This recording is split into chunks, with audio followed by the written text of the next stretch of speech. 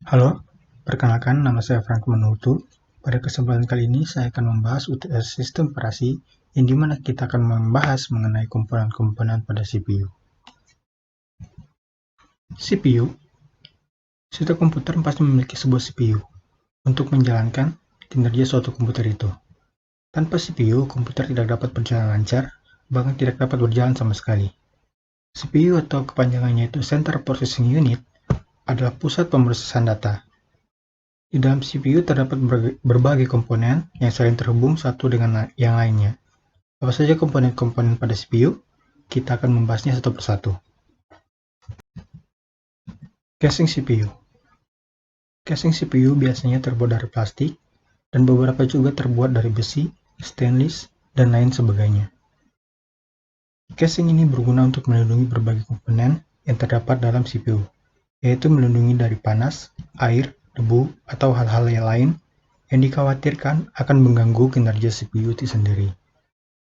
Selain itu, casing juga berfungsi sebagai tempat kita meletakkan dan memasang berbagai komponen seperti motherboard, power supply, RAM, hard disk, dan masih banyak yang lainnya.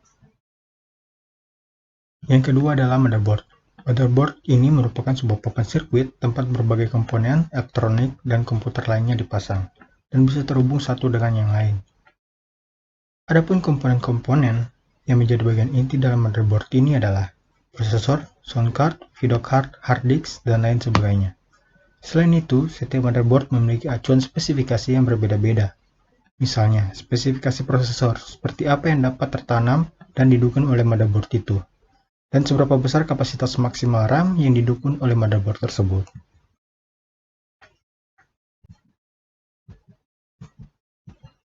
Oke, yang selanjutnya adalah prosesor. Prosesor adalah salah satu komponen inti yang terdapat dalam CPU komputer. Sebab jika tidak ada prosesor, kemungkinan perangkat komputer tidak dapat berjalan sama sekali. Oleh sebab itu, banyak yang menyebutkan prosesor adalah otak pada komputer. Selanjutnya yaitu adalah kipas prosesor atau fan. Komponen satu ini merupakan sebuah perangkat yang dikerjakan untuk membantu kinerja suatu prosesor. Kipas prosesor berfungsi sebagai pendingin dan menjaga agar suhu prosesor tetap stabil. Hal ini bertujuan agar perangkat prosesor komputer tidak cepat overheat maupun rusak. Yang berikutnya itu adalah RAM. RAM atau kepanjangannya itu Random Access Memory merupakan salah satu komponen terdapat pada bagian unit CPU. RAM juga memiliki kedudukan yang penting bagi perangkat komputer. Pasalnya, komponen satu ini bekerja sebagai tempat penampung data sementara yang telah diproses prosesor sebelum dilanjutkan kepada komponen-komponen lain. RAM juga dapat diganti dengan ukuran kapasitas yang lebih besar ataupun kecil.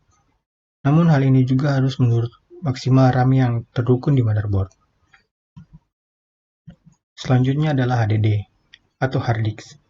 Berfungsi untuk menyimpan berbagai data dan juga menyimpan berbagai sistem operasi dari suatu perangkat komputer itu sendiri. HDD biasanya menggunakan perhitungan byte, dan semakin besar kapasitas hard disk, maka semakin banyak pula data konvensional yang dapat disimpan.